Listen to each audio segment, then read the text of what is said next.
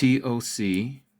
I guess I have to do more than TOC. I'm gonna have to put Cancer on this one because they would both be TOC. So you have the Tropic of Cancer, then you have the Equator. Okay, I'm just gonna put EQ, and then you have the Tropic of Capricorn, as they like to call it. Okay, so I'm just gonna put it like that. Now, here's the equator. We know this as the equinox. That happens twice a year, that the sun crosses that line on the Earth, on the flat plane. Okay, not the globe. On the flat plane, the sun rides this line during the two equinoxes: the spring, the vernal, and the autumn equinox, the fall equinox. The sun during the summer, which we are here north of the equator, is getting ready to hit here next week, and it'll be the farthest north that the sun travels on the Earth. And then the opposite is true. When it's wintertime here north of the equator, is going to be summertime for those who are south of the equator. The beautiful thing about Yahuwah's construct of the sun and how it moves on this circuit is that no matter where you live on this earth, twice a year it is going to ride this line called the equator, also known as the equinox. So even if you're south of the equator or north of the equator, you're going to keep all the feast days according to as if you live north of the equator. Why? Because Jerusalem is north of the equator. So even if you live in Sydney, Australia, you're still going to keep it according to as if you live north of the equator, because again, everything is situated from Jerusalem.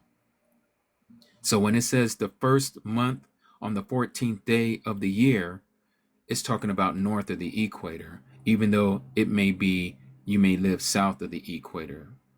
And so it's the same for those of us in the north as it is in the south of the equator. So here we are getting ready to see the Tropic of Cancer, where the sun is going to ride this line for a few days, which is going to be the longest day of the year north of the equator. It's going to be the shortest day of the year south of the equator. And so what you're going to see is when you have the stick, which I'm getting ready to go out in my backyard, and we're going to do that as just an illustration, or a demonstration rather, of how you're going to read your shadow on your stick in the ground, is that you're going to want to know two things. One, the north, true north, not magnetic north. You can't take a compass and find your true north, because it's going to be magnetized to a magnetic north. The only way you can know the true north is knowing the star called Polaris. There's a reason why Yahuwah has placed the star Polaris, also known as the North Star, in the north. And no matter where you live on the earth, even all the way down south in New Zealand and Australia, you can see the North Star. It's visible from everywhere at night. That is your north. Once you peg out where the North Star is, and you can use your Google Sky app on your phone, you got to get familiar with reading the heavenlies, okay? You got to know where the North Star is.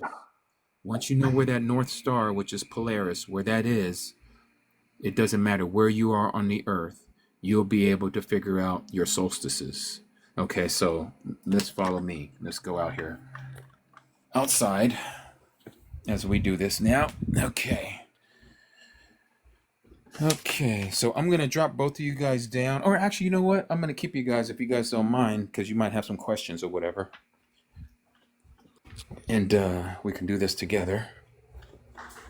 Let me put on my flip-flops. What's up, doggies? Yeah. All right. There's my mother-in-law. That's Song's mama. Okay, let's go back here in the back. Come on, dogs. Okay. Now I'm gonna grab me a stick. Let me see, where is, oh, you know what? Let me grab one of these sticks over here. Let me grab, I know I have one in here somewhere. Where's all those woodens? Oh, here's one. Here's a chopstick right here. Perfect. What you doing, Onyx? That ain't for you. Okay. So I'm going to stick it between one of these. Watch out, baby boy. Let's just stick it in here. All right. I hope you guys can see that. Let me see if I can get my... Okay. It's as simple as what I'm doing right now. Okay. I have a chopstick between these pavers. All right. It doesn't have to be straight 90-degree angle from the ground.